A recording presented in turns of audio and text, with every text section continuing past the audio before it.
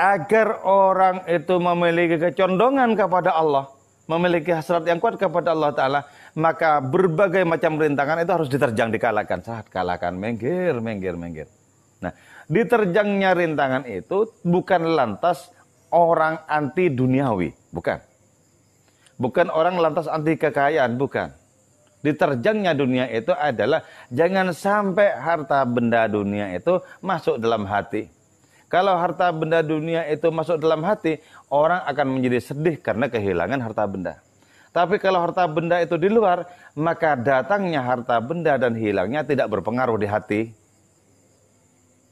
Gitu ya. Jadi silakan punya sebanyak mungkin. Tapi kalau rugi, kalau kehilangan, enggak usah bersedih. Katakan, ya, aku enggak bersedih kok. Kamu enggak masuk di hati. Kamu adanya di gudang. Tapi kalau masuk di hati,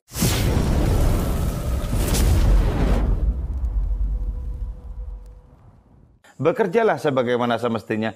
Tapi jangan cangkingkan harapmu kepada makhluk-makhluk. Jangan.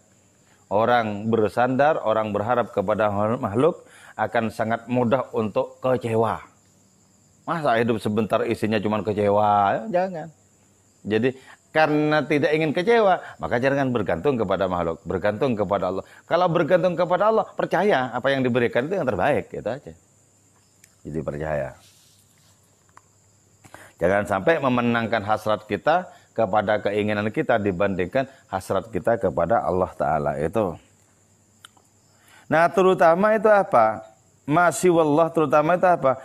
Terutama adalah hiasan-hiasan duniawi yang menjadikan manusia itu terhalang untuk condong kepada Allah. Jadi begini, kenapa orang kok tidak senang kepada Allah? Karena dicegah oleh adanya rasa tertarik terhadap kenikmatan-kenikmatan duniawi. Jadi kenikmatan duniawi itu bisa menghalang-halangi orang untuk menikmati kedekatan dengan Allah Ta'ala.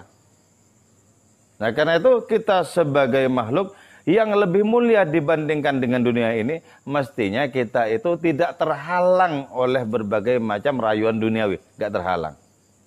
Karena itu kalau para sufi itu, mereka adalah para lelaki secara rohani.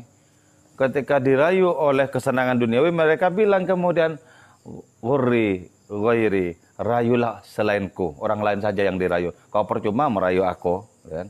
Sudah ku telak 3, engkau percuma merayu aku. Itu laki-laki rohani itu. Laki-laki rohani. Sekarang tuh enggak usah dirayu, ngejar-ngejar. Apalagi kalau dirayu, wah memang tak tunggu-tunggu dari dulu gitu jawabnya. Tuh. Jadi enggak dirayu itu ngejar-ngejar. Jadilah orang yang gagah sebagaimana para sufi. Ketika dirayu oleh kesenangan duniawi, mengatakan kemudian mereka itu, rayulah orang lain, karena kau akan membuang waktu saja dengan merayu aku. Sana cari mangsa yang lain, objek yang lain. Aku enggak mungkin kembali kepadamu sebab engkau sudah kutelak 3. Nah, agar orang itu memiliki kecondongan kepada Allah, memiliki hasrat yang kuat kepada Allah Ta'ala, maka berbagai macam rintangan itu harus diterjang, dikalahkan. Saat kalahkan, minggir.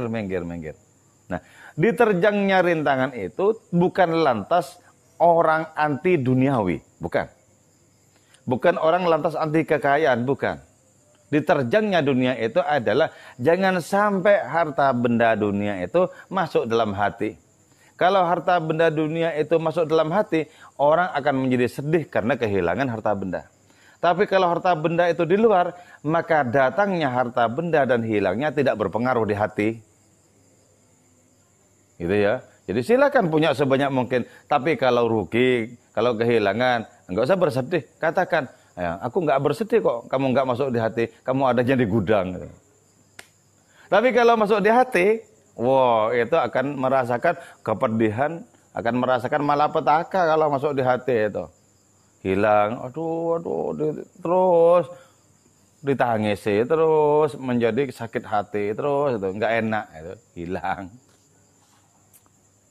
Kata Kuntawijoyo ya di dalam salah satu cerpennya, sesungguhnya tidak ada apapun yang hilang dalam hidup kita itu. Kalau kemudian lenyap itu kembali kepada yang punya, bukan hilang. Kembali kepada Allah Ta'ala. Siapa yang mengutus maling-maling dan semacamnya itu, kalau tidak kehendaknya juga kan itu.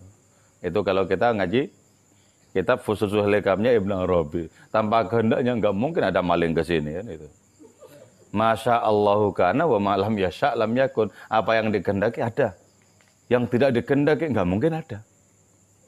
Kenapa malingnya kok tidak ke tetangga? Nggak dikehendaki sama Allah. Kok ke sini? Dikehendaki. Itulah. Rampung. Momot terus. Nggak usah terlalu Muhammad kok. Itu bukan perkara keimanan dan lain semacamnya. Baru menjadi masalah kalau iman kita tuh copot masalah itu. Kalau cuma perkara kehilangan itu gampang itu. Tinggal bikin tenang saja hatinya.